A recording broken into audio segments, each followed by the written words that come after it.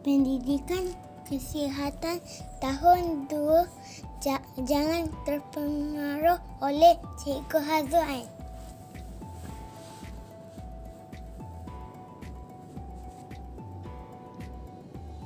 Di tepi pantai yang indah, Daniel, Mahendran dan Chee Kiong berbual-bual tentang pemakanan. Chee Kiong, ada mi segera baru yang diiklankan di televisyen. Nampak sedap. Betulkah, Daniel? Mari kita cuba makan. Nanti, kita jangan mudah terpengaruh dengan iklan. Makanan itu tidak semestinya berkhasiat.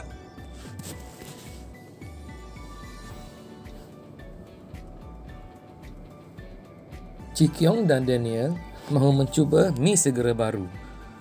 Nampak macam sedap kan? Tetapi Mahendran cuba menasihati mereka. Mi segera, bagus tak? Awak rasa bagus tak untuk kesihatan awak? Okey, jom kita tengok artikel ni. Pada 2014, pengkaji dan saintis dari Harvard School of Public Health telah membuktikan bagaimana mie segera menjadi punca pelbagai penyakit kronik yang Anda tak akan percaya. Antara penyakitnya adalah tekanan darah tinggi, peningkatan gula dalam darah, serangan jantung dan kencing manis.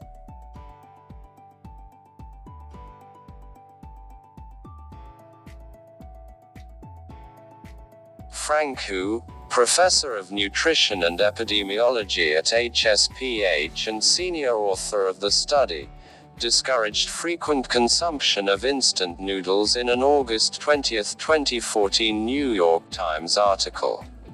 Once or twice a month is not a problem, but a few times a week really is. Ini adalah kenyataan daripada Frank Hu.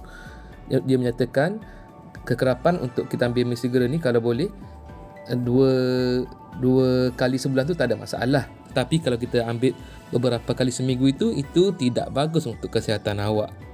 Jadi tidak boleh berlebihan lah. Ini kajian dibuat olehnya lah, oleh Frank Hu. Mie segera disalut dengan wax semasa pemprosesan. Wax memberikan tekstur licin pada permukaan mie.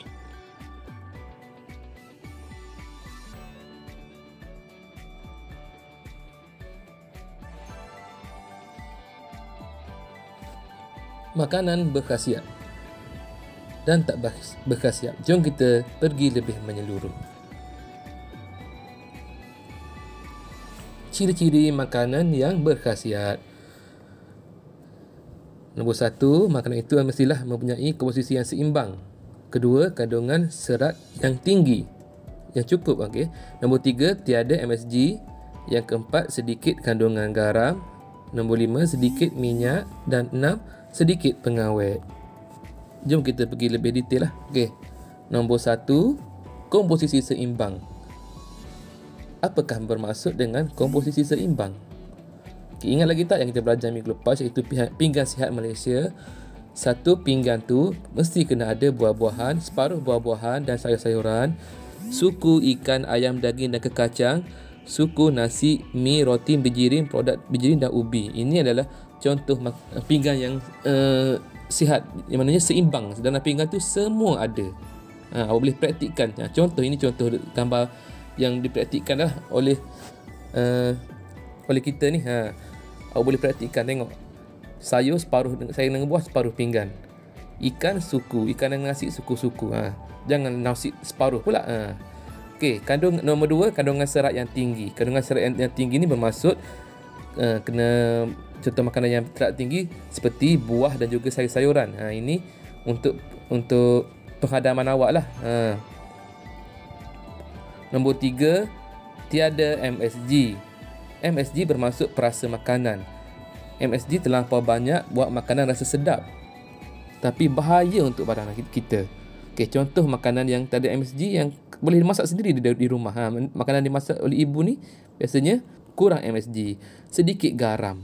Sedikit garam, contoh ni gambar contoh sedikit garam, tengok sikit dia buat tu. Sedikit gula. Macam mana sedikit gula? Sikit je gula, tak boleh lebih-lebih. Itu makanan yang berkhasiat. Dan seterusnya, sedikit minyak. Kalau sedikit minyak ni contoh makanan yang ada sedikit minyak, makanan direbus, makanan yang dibakar, dan juga makanan yang dipanggang. Barbecue tu. Itu sedikit minyak. Dia tak goreng lah. Sedikit pengawet.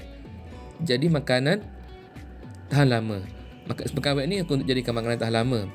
Contoh makanan yang tak ada pengawet adalah makanan organik. Makanan organik ni makanan yang terus daripada sumber makanan tu sendiri, seperti daging.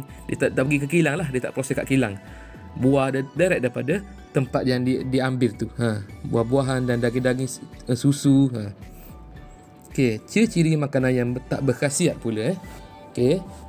Contohnya makanan yang kurang kandungan nutrisi. 2, makanan yang terproses. Nombor 3, makanan yang tinggi gula dan garam. Nombor 4, tinggi lemak. Dan nombor 5, tinggi MSG dan juga pengawet. Ini contoh makanan yang tak berkhasiat, ciri-ciri dia. Okey. 1, kurang nutrisi. Contoh makanan yang kurang nutrisi ni kita makan sekadar untuk makan saja, tak ada bagi apa-apa pun untuk badan kita. Ni contohlah makanan yang kurang nutrisi, makanan jajan ni kurang nutrisi. Okey, 2, makanan terproses. Contoh makanan terproses yang kita dah belajar minggu lepas.